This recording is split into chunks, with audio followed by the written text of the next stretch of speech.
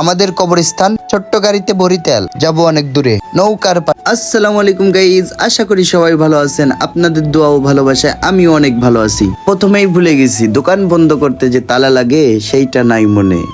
আর দেখেন গাড়িতে যে ছোট্ট গাড়িতে যে তেল ভরতে হবে ওইটাও মনে নেই।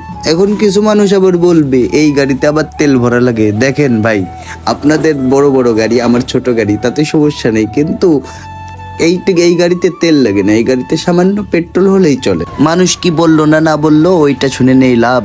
ছোট্ট এই জীবনে নিজের কথাই ভাব, আমি নিজেরই বলি।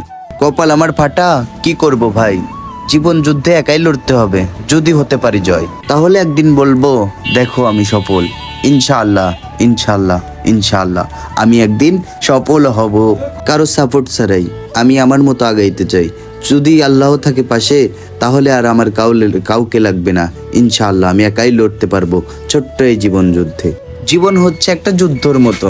দেখেন, যুদ্ধ, ছোট ছোট যুদ্ধে যেরকম অস্ত্র লাগে, আর জীবন যুদ্ধে কোনো অস্ত্র লাগে না।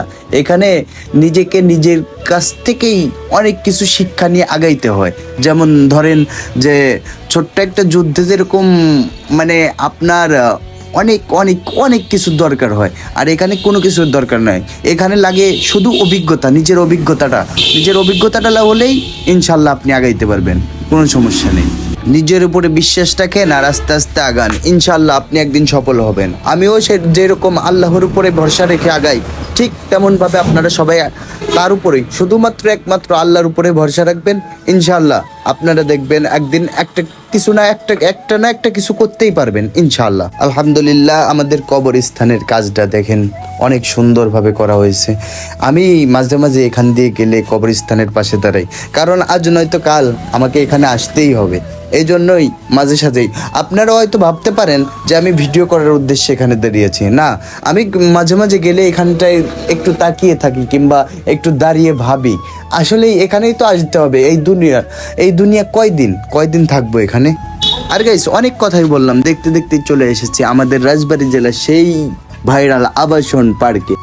আসলে পার্ক বললে ভুল হবে, এখানে মানে ঘোরার মতো অনেক সুন্দর একটা জায়গা। দেখেন পরিবেশটা কত সুন্দর, আবহাওয়াটা কত সুন্দর, এখানে আসলে মনটা একটু ভালো হয়ে যায়, এই আর কি। আর এখানে মাঝে মাঝে আসি, একাই আসি, আমার কোনো ভাই ব্রাদার নেই, তো আসলেই আমার বড়ই একা।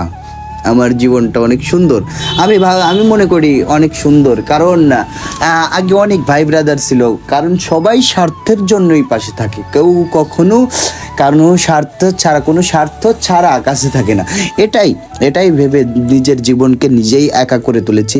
আর একা চলার মজাটাই অন্যরকম, সেটা বোঝা যায়, একা চললেই বোঝা যায়। যারা একা চলে, আমার মতো যারা একা চলেন, তারা আমার কমেন্ট বক্সে একটু সাড়া দিবেন।